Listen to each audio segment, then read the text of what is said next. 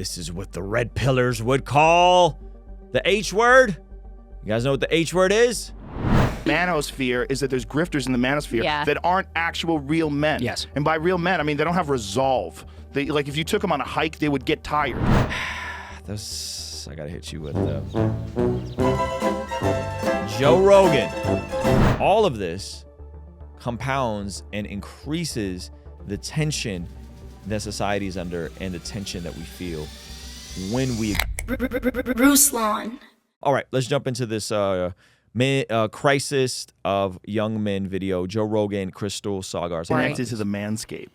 The manscape and crypto and NFTs. Because it all is this whole. You know, it's interesting. Some of the most viral content that we've done in like the last several months is just problems with men. Like we did this video. It's like the problems of boys and men with the author Richard Reeves. He was actually fantastic. He wrote a great book on this. You'd have a great conversation with him, actually. Viral. And he talks a lot. He's like, look, I understand. He's like, I'm not an anti-feminist. He's like, what we are talking about, though, is in the last 2 decades, we've had a crisis amongst young men. And something we talk about on the show is what Crystal's getting at with the decline of the American dream. Like the idea that you were going to do better than your parents. And that's just not really true anymore. Even if you went to school and you have a ton of student debt, even if you're working class in terms of wage growth, upward mobility, people who are graduating from high school who are men and working class having much more trouble actually finding a mate. So there's a big college imbalance right now where a lot of men are dropping out of college. They no longer feel accepted, and you're reaching almost 60-40 splits of women and men in college waiting. Now, that's crazy. Some of you guys don't know that 60-40 splits.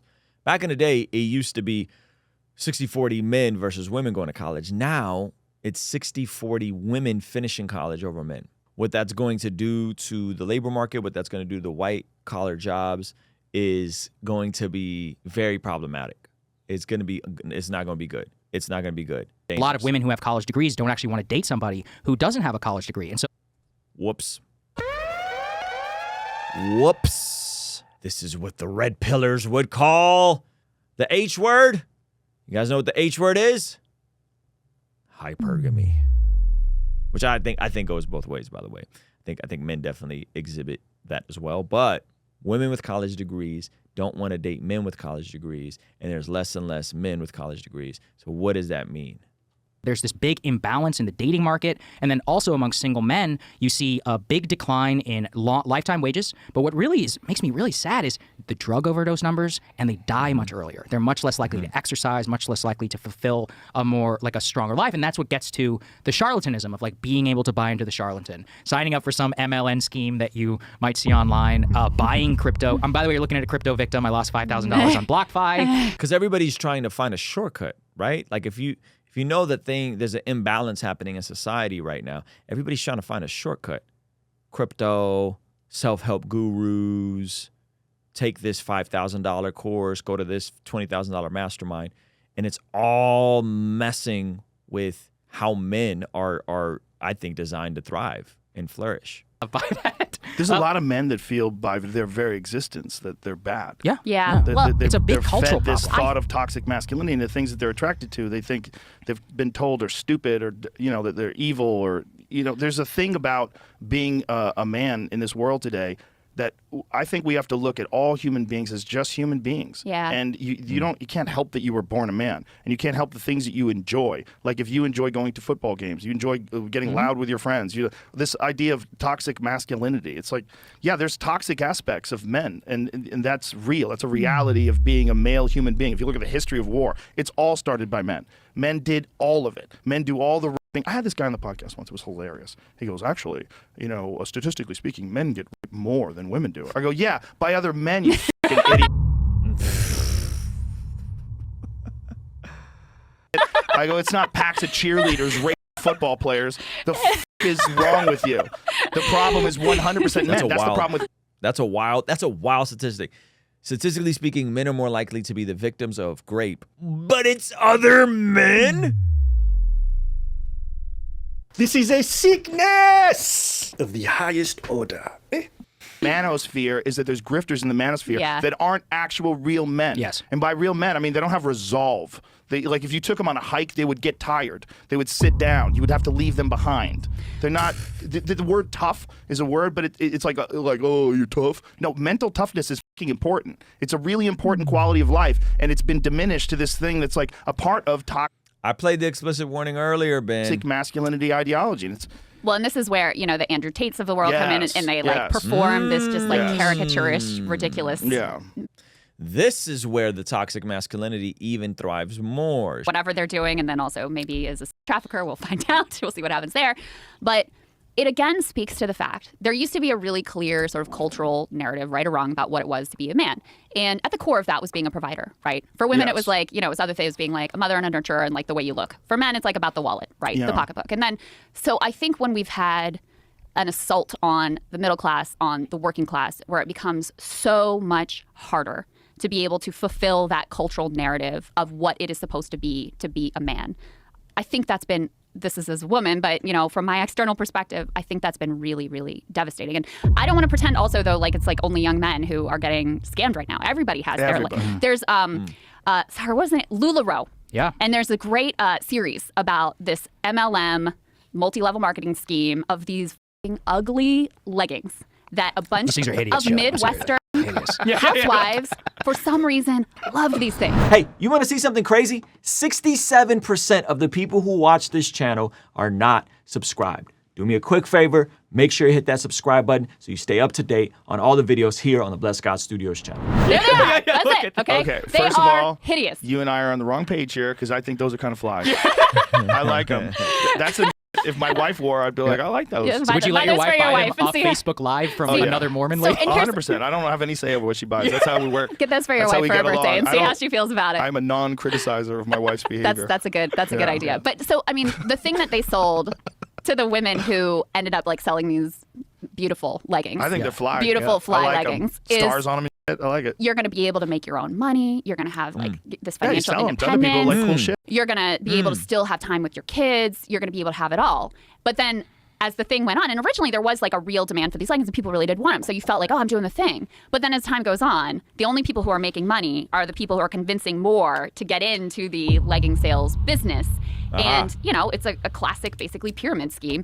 And over time, the quality of the leggings degrade. They're sending out packages that like smell bad and they're ripped and whatever. But the bottom line is the only way to make money was by bringing in more people after you, which is definition of MLM. pyramid But scheme. MLM. it's that was the for the Midwestern housewife or whatever. Maybe they just that have was the financial a marketing pro. This man Joe tried to say those leggings were fly, bro. It just hit me. Like, Joe, those I gotta hit you with Joe Rogan. Joe! You got an interesting point she makes. When people are desperate, they're also more susceptible to fall into scams and things that are unhelpful. Now, here's the thing. The hard part about this is that there's no shortcuts in anything. There's just compounding effect of effort over time. There's no shortcuts. There's just a compounding effect of effort over time. All right? And so what happens is men are held to a higher standard, oftentimes just told to quote unquote man up, and that complicated parts of society are often oversimplified. Okay? And all of this compounds and increases the tension that society is under and the tension that we feel when we exhibit what's happening with manhood, for example, or what's happening with the marriage, what's happening with families. These things are going to have serious consequences. If women don't want to if women who go to college, more likely to go to college and finish college, don't want to marry men who don't have a college degree, because less men are going to college, this is going to create tensions of just our birth rate and us being able to survive as a civilization, as a society. Like, those are real consequences that we're going to deal with. On top of, how does one make a living today? How does one make enough to provide for a family? 56% of working moms, when surveyed, said they would rather stay home had they been given the opportunity. That's a crazy statistic if you think about it, okay? 56% of working moms with kids 18 and under would have preferred to stay home. It's becoming more and more expensive to just live. We looked at the rents yesterday in Dallas and Atlanta. We're not talking about California. We're talking about Dallas and Atlanta. And average one-bedroom apartments are $1,500, $1,600 in Dallas and Atlanta. If we know that it's going to become harder to just pay for rent, and we know that the average salary for a man in America is $36,000 a year, That's $3,000 a month. $3,000 a month. $3,000 a month. And rent in most places is half of that.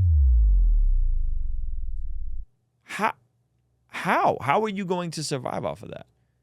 It's becoming harder and harder, and people are becoming more increasingly frustrated. It's becoming harder and more increasingly frustrating. Your average salary is $36K, and which is $3,000 a month, and half of that is going to rent. Those of y'all that got student loans, those of you guys that got car notes, those of you guys that got credit card debts, those of you guys that aren't meal prepping and making all your meals yourself. This is only going to create more tensions. And so tension. And so what do we do? What do we do? That means you're going to have more women who have to work, and which again, the math shows that they actually don't prefer that. The majority of women don't prefer that. It's going to be complicated. And so I think, here's what I think.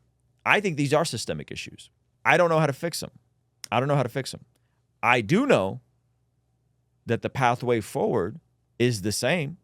I do know that the pathway forward is going to be anchored more on restraint, delaying gratification, living on less than what you make, figuring out ways to earn more, figuring out ways to increase your value in the marketplace, figuring out ways to cook your own food. Like, I really believe that the health crisis we're having is systemic. I'll pinpoint it for you. It's because the government subsidized corn and cane sugar. And because those foods are subsidized through the government, those foods are now in everything. And those foods happen to be the least healthiest and most addictive for us. So it is systemic. It is harder to get clean food that's convenient. It is harder to go buy a bag of chicken, cook it, and eat broccoli and whatever, right? Cauliflower. It is harder to do that. It is systemic. And so if we know these things are what they are, we have to figure out, one, how to avoid these mistakes. If you are young, 18, 21, potentially going to college, don't take out student loans. Please don't do that. Figure out something else, either cash flow away through school or go to a trade school, right? Don't go into student loan debt, trying to live the college experience, to live on campus, right? Don't go get the new car with 0 miles because you need a reliable vehicle. That's a bunch of cap. I did that as a 21-year-old. Stupid financial decision. I made every dumb financial decision you can make. So we know these are issues that are systemic, but I think we have to go back to and we have to say, okay, well, I can't control what foods get subsidized. I can't control food deserts. I can't control that the government is subsidizing student loans and making them so you can't wipe. I can't control that stuff. What I can control is what I can control. What I can control is the access to information and application that I have, is my ability to study people who are successful. And so if I'm looking at Americans, 40% are obese, 70% are overweight, and I'm saying, okay, well, I don't want to be like them. What does that mean? That means I got to study the 20%, 30% that are healthy. And what are their habits? And how do they eat? And what do they do with their free time? If I don't want to make 36 grand a year, that means I got to go and study the people that are making more money. What are they doing? How do they eat? What time do they go to sleep? How do they spend their money? How much student loan debt did they have? What kind of cars do they drive? This is all unpacked in the book called Millionaire Next Door. This is all connected, right? This is all connected. And so, yes, the heart is sinful, for sure.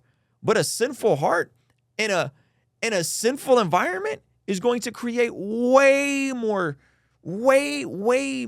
damage and carnage than a sinful heart that's that's surrounded by an environment that could potentially steer it on the right course. We see this all the time with young men. You intercede with a young man early enough, and you redirect their trajectory. You give them resources. You give them vision. You show them the things to avoid. Oftentimes they'll course correct. Now they'll still sin, except their sin won't be going out and committing violent crimes and shooting people and doing those sorts of things. Their sin will be like, dude, you got to stop sleeping with your girlfriend, right? Got to not do that. It's all sin, but there's definitely ramifications with men who don't have access to good information, access to mentors, access to even understanding how the world works, this is going to come with consequences. Hey, this clip is from our daily after party stream. If you enjoyed it, consider signing up for our Patreon community for only $5 a month, where you get access to the replays of our daily after party streams, as well as the uncut extended versions of our podcast, Discord access that's private, and a discount code for our merch store, only $5 a month. And ultimately, it's the best way to help us contextualize the gospel of Jesus using media, podcasting, and of course, YouTube. The link for that is in the description or in the pinned comment. The perks are amazing. You should get on there. It's only $5 a month. I'll see you over there, all right? Peace.